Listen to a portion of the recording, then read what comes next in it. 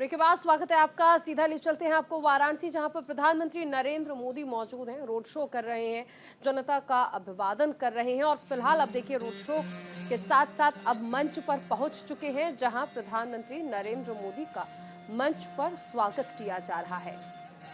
Shawl ओढ़ाकर प्रधानमंत्री का स्वागत किया जा रहा है। मंच पर सीएम योगी आदित्यनाथ भी मौजूद हैं और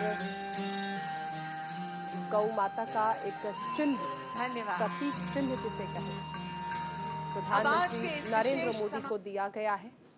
14,000 करोड़ की सौगात लेकर पहुंचे हैं देश के यशस्वी प्रधानमंत्री। और देखिए, महिलाओं का ये जो समूह है, बढ़ चढ़कर वहां पर पहुंचा है, क्योंकि महिलाएं जानती हैं कि उनके सांसद ने किस तरह से उनके क्षेत्र में और सांसद ने अपने संसदीय क्षेत्र में किस तरह से जीवन को आसान किया है और किस तरह से महिलाओं की सहूलियतों का ख्याल रखा है और तमाम सुविधाएं उन्हें दी हैं, तमाम योजनाएं उन्हें दी हैं।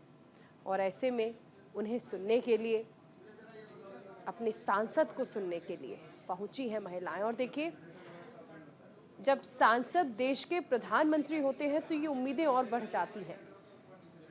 और ये उम्मीद है, और उम्मीद की वो किरण जो इस समूह को सभा स्थल तक लेकर आई है। सभी का अभिवादन करते प्रधानमंत्री नरेंद्र मोदी हाथ जोड़कर धन्यवाद अदा करते हुए, क्योंकि जो समूह वहां पर पहुंचा है, एक बड़ा जन सैलाब उमड़ा है प्रधानमंत्री को सुनने के लिए।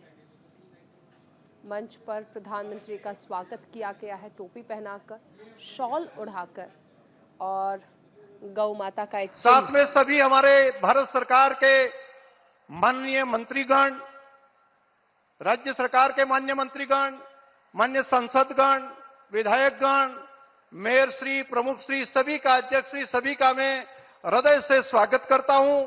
हमारे प्रदेश अध्यक्ष जी का मैं हृदय पूर्वक बहुत बहुत मैं स्वागत करता हूं। एक नई क्रांति मोदी जी ने इस पूरे पूर्वांचल में ये डेयरी के माध्यम से लाई है। कुछ साल पहले मोदी जी ने बताया था कि अगर गुजरात में दूध क्रांति अमूल कर सकता है तो उत्तर प्रदेश में किसानों को इनका फायदा क्यों ना मिले, मिलना ही चाहिए।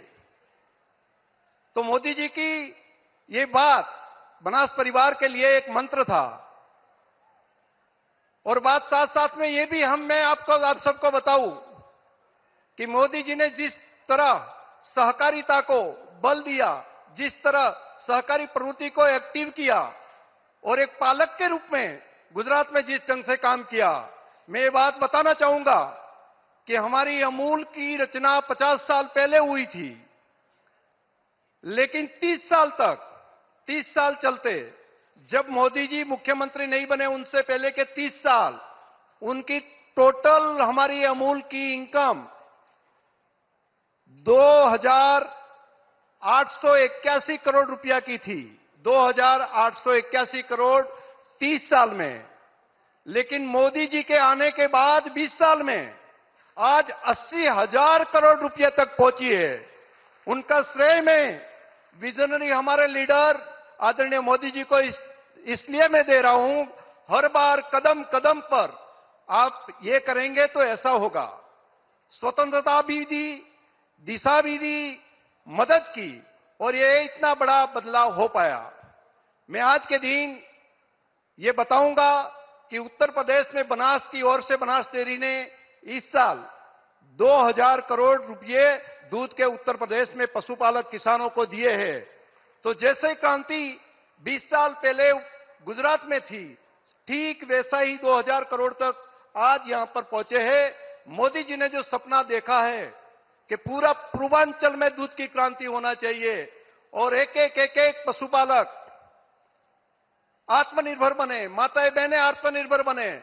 मैं सर ये बात बताऊंगा आपको कि यहां पर कई लोग दिल्ली से, मुंबई से रिवर्स माइग्रेट होकर पशुपालन का व्यवसाय कर रहे हैं और ये काशी क्षेत्र में भी 10-10 लाख रुपया कमा रहे।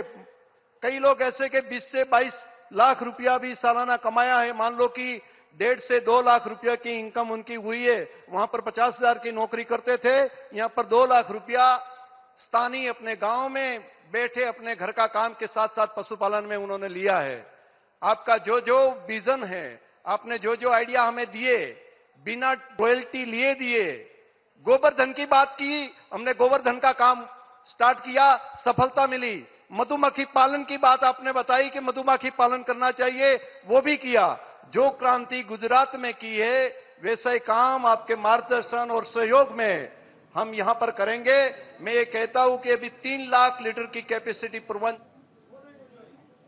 तो वाराणसी पहुंचे हैं प्रधानमंत्री नरेंद्र मोदी। खबरों में आगे बढ़ते हैं। मुख्यमंत्री अरविंद केजरीवाल को अब सीबीआई ने नोटिस जारी किया है। आम आदमी पार्टी का दावा है कि बीजेपी सीएम केजरीवाल को गिरफ्तार करवाना चाहती है और इसी को लेकर न्यूज इंडिया संवाददाता भावना सिसोदिया ने दिल्ली सरकार के मंत्री गोपाल राय से खास बातचीत की। दिल्ली के मुख्यमंत्री अरविंद केजरीवाल को अब सीबीआई द्वारा गिरफ्तार किया जाएगा, ऐसा आम आदमी पार्टी का दावा है। बात करने के लिए हमारे साथ पर्यावरण मंत्री गोपाल राय जी मौजूद हैं। गोपाल जी, आप लोग लगातार दावा कर रहे हैं कि दिल्ली के मुख्यमंत्री अरविंद केजरीवाल को अब सीबीआई द्वारा गिरफ्तार किया जाए।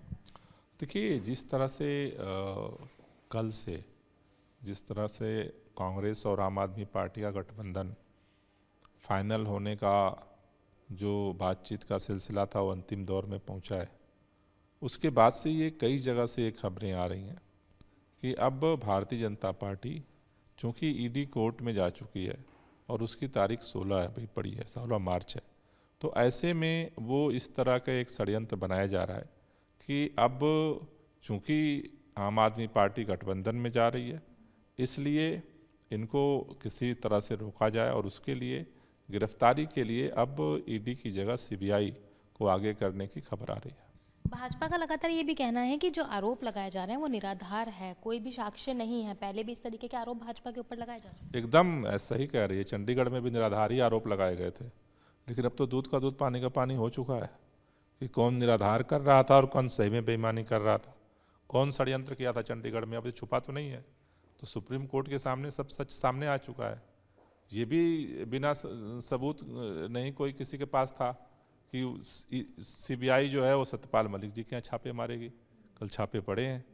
ये भी किसी के पास सबूत नहीं था कि यहाँ से लेकर पंजाब तक पूरी सड़क पर जो है दीवार खड़ी कर दी जाएगी, कीलें बिछा दी जाएंगी। इसका भी किसी के पास सबूत नहीं था, लेकिन कीलें बिछी हैं। किसान एक शहीद हो गया उसमें।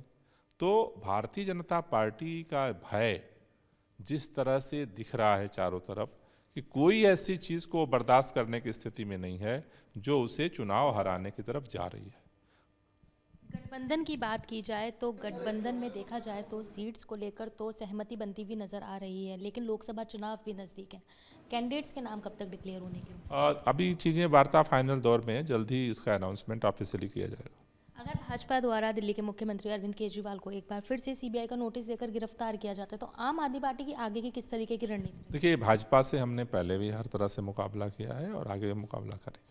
बहुत बहुत शुक्रिया। हमसे बात करने थे हमारे साथ गोपाल राय जी, जिनका यही कहना है कि भाजपा से पहले भी मुकाबला किया है और आगे भी करते रहेंगे। वीडियो जर्नलिस्ट मनीष के साथ भावना, न्यूज़ इंडिया, दिल्ली।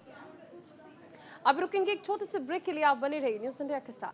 ब्रेक के बाद स्वागत है आपका। सीधा ले चलते हैं आपको वाराणसी, जहां पर मुख्यमंत्री योगी आदित्यनाथ मौजूद हैं। रुचि ली उत्तर प्रदेश की इस उर्वरा भूमि को गौ माता का आशीर्वाद देकर के न केवल हमारे पशुपालकों की समृद्धि के लिए उन्होंने इस दिशा में आदरणीय प्रधानमंत्री जी के मार्गदर्शन में कार्य प्रारंभ किया, बल्कि इसी बहाने गौ माता की रक्षा भी हो जाएगी और उसका पुण्य और उसका आशीर्वाद भी हम सबको प्राप्त हो जाएगा।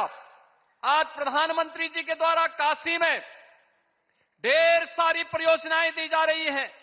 इसमें शिक्षा की भी है, स्वास्थ्य के लिए एक नया मेडिकल कॉलेज काशी को आज प्रधानमंत्री जी के कर कमलों से इसका शिलान्यास भी होने जा रहा है। काशी में बीएचयू के बाद एक नया मेडिकल कॉलेज, यह भी प्रधानमंत्री जी के कर कमलों से होने जा रहा है। यहां पर जीवन के अलग अलग क्षेत्र से जुड़े हुए लगभग 12 से 14 हजार करोड़ रुपए की नई परियोजनाओं की सौगात कुल मिलाकर के 10 वर्ष में काशी को प्रधानमंत्री जी के द्वारा 45,000 करोड़ रुपए की परियोजनाएं न भूतो न भविष्यति का यह संकल्प कभी नहीं हुआ, वो मोदी जी ने करके दिखाया। आज इन सभी परियोजनाओं के लिए आदरणीय प्रधानमंत्री जी का मैं हृदय से स्वागत और अभिनंदन करता हूं।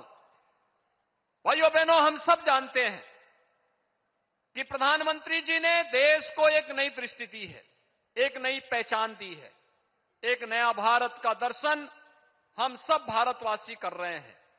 ये नया भारत जो वैश्विक मंच पर अपने नागरिकों को सम्मान भी देता है, सुरक्षा भी प्रदान करता है, उनकी समृद्धि का मार्ग भी प्रशस्त करता है और उनकी आस्था और आजीविका को भी पूरा ध्यान रखता है। ऐसे युग पुरुष के रूप में भारत को एक नई दिशा देने वाले, भारत को एक नया नेतृत्व देने वाले, नए भारत के नए शिल्पी और विकसित भारत के संकल्प के साथ हम सब भारतवासियों को इस संकल्प के साथ, इस नए भारत के साथ जोड़ने वाले आदरणीय प्रधानमंत्री जी का आज उन्हीं की काशी में आप सभी काशीवासियों की ओर से, प्रदेशवासियों की ओर से हृदय से स्वागत और अभिनंदन करते हुए मैं आप सबको भी बनास डेयरी के साथ साथ इन सभी परियोजनाओं की हृदय से बधाई देता हूं, अपनी शुभकामनाएं देता हूं। धन्यवाद। जय हिंद।